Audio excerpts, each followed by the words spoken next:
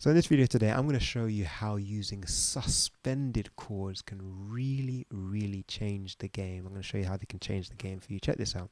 I'm going to be in the key of G. I'm going to play two chords. I'm going to play chord 4, which is C major, and the G. Check this out from a sound perspective, and then I'll break down some of the technicalities of this. We just have two chords. I'm going to add something in. Check this out.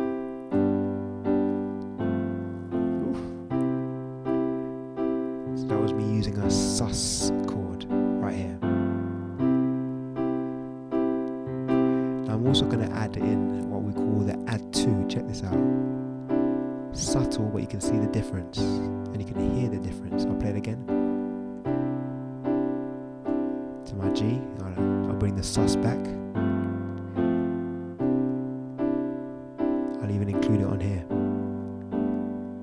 You can see the cluster on the screen with that add to, and I would say as well that add to and also suspended chords, they have the same role. They look a little bit different, but they have the same role in terms of bringing just a bit more nuance, a bit more variety. Let me show you this. So the first concept in terms of utilizing suspending chords, how I'm going to show it to you, is in the context of passing chords. So in this chord progression, which is in the key of G, we started in chord 4, which was a C, and then we moved to chord 1, which is the G. Now, I know that in the key of C, and you have to remember that my destination is going to be going to C, so I know that in the key of C, that G represents the 5. And I know that if I play a suspended chord rather than just a G major, because we already have G major in the chord progression, we have C and then G. So essentially this G is essentially acting as chord 5 to go to C, and I'm utilizing chord 5 because I know that in music theory, going from 5 to 1 is one of the most powerful relationships and complete relationships you're going to get in terms of chords. Just have a listen if I just play 5 to 1 in the key of G. 5, 1, yeah. But by playing 5 sus, if I play up an octave, it definitely adds a bit more variety as opposed to just playing this functional 5. And I'm utilizing the same idea but creatively going to C. So if I know in my chord progression I've got C, which is chord 4 in the key of G, I know I'm going back, so I'm playing chord 1 now. I know I'm going to go back to the C. So I'm going to think about, okay, what is the 5 of C? It'll be G. And if I play it as a sus chord, and that can be simply played by going down a tone on my right hand and playing a major of that. So I'm playing a G on the bottom. In my right hand, I've got this upper octave and I'm going down. I'm going to be playing an F major to take me to my C chord. Once again, passing chord, 5. And I'm playing that as a sus. Yeah. So 4, chord 4 to 1, excuse me, has now become chord 4 and then chord 1. But I've got my suspended feel to have this as transport to take me from 5 in the context of C to 1. This is now my destination. This is the goal. So this is the 1 in terms of my destination. Ultimately we're in the key of G though, but that C represents my destination. I think, okay, what is the 5 of that? I'm utilizing this sus approach.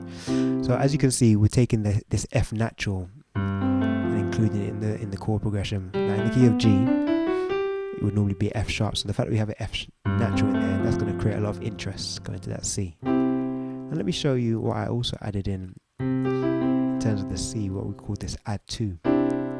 Simply put, I'm just adding the second degree of this particular chord.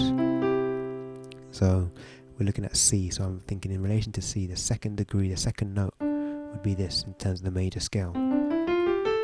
That's all that we're doing.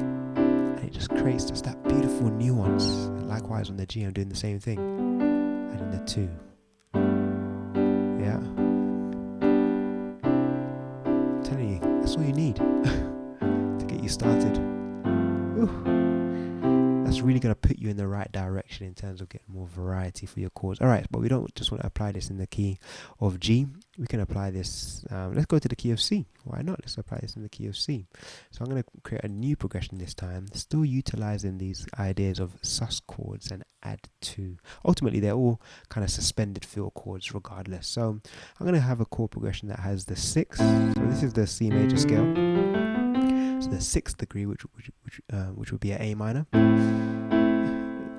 We'll go to D minor. We'll go to F major. And then we'll go to E major. So we kind of keep it like that. So A minor, D minor, F major, and then we'll actually get C in there. And then we'll go to this E major. We'll do it like that. Yeah. So we have the A minor, which is the 6th, D minor, which is the 2, the 2nd degree of the scale, 4, 1, and then we'll finish right here. That's a beautiful, that's like a major 3 in terms of the major scale. Yeah. All right, so we're going to think about employing some sus chords. Let's look at it in the context of, rather than playing a major chord, let's look at the context, for example, to go... Okay, let's actually go to the end. Looking at this major chord, let's make it a sus chord at the end. So we're going to go A minor, D minor, F, C. And watch this. Oh my. So this is interesting because this E major represents the 5 of the A minor. So in this particular context, we're going to be utilizing the harmonic minor scale. So as a bit of transport, because remember we're utilizing this sus chord in the context of passing chords. So you have this 1, 2, 3, 4, 5. So that last chord, as much as it's the major 3. So in the context of C, it would be the 3 as a major. But in the context of going to A minor, we know that we're going to A minor. So this represents the 5. This is the perfect way or perfect example of including this sus approach. And remember, we create a sus chord by going down a tone, so going up an octave, then going down a tone on the right hand, playing a major of that. So it'd be D sus. E sus, but a D major chord on the right hand, which will resolve to our E major. You've got this kind of tension, which is released. That's so beautiful. That's so beautiful. I'll play it one more time so you can contrast. Let me give you the original chord progression, which is this. And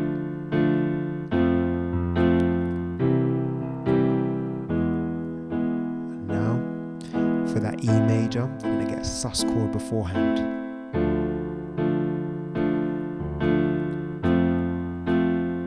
Check it out. Beautiful. Now we want to think about this add 2.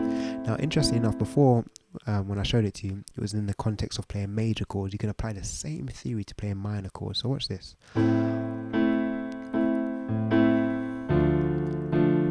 I come back around to the A major chord, I'm going to do the add 2. I'll get my sus in there. It sounds so good. Here we go. Check this out. Ooh, did you hear that? It's like a longing. Same idea.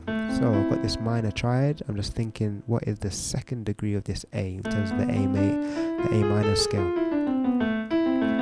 So it has to be that B. Ooh. So simple, yet effective. I'm gonna give you the sus. Here we go with the add 2 on the A minor. Ooh. I'm gonna do the same thing on D minor. And I kind of like going between them, the add 2 and then coming off it, that kind of tension and release. Yeah, that sounds so beautiful. I'm going to go back to the A minor. Ooh. Back to the D minor. Beautiful. We can even do it on the F, to the C. So likewise with the F, I just added in my 2. Yeah, to the C. And I'm going to give you my sus one more time. Oh, sounds so good. So let's compare. Originally we had these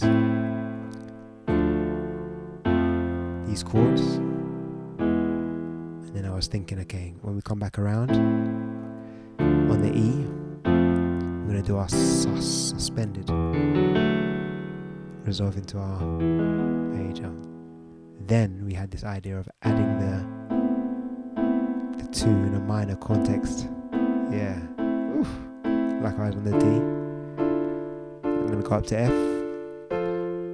C. I'm going to bring the sus back in on the E. I'm telling you, these chords are going to really, really radically help you. And I would encourage you to do it in different contexts. So make up a chord progression like what I did and see how these chords can be utilized to really, really take your playing to the next level. So I hope this is helpful. I look forward to seeing you on the next video. Take care. Bye for now.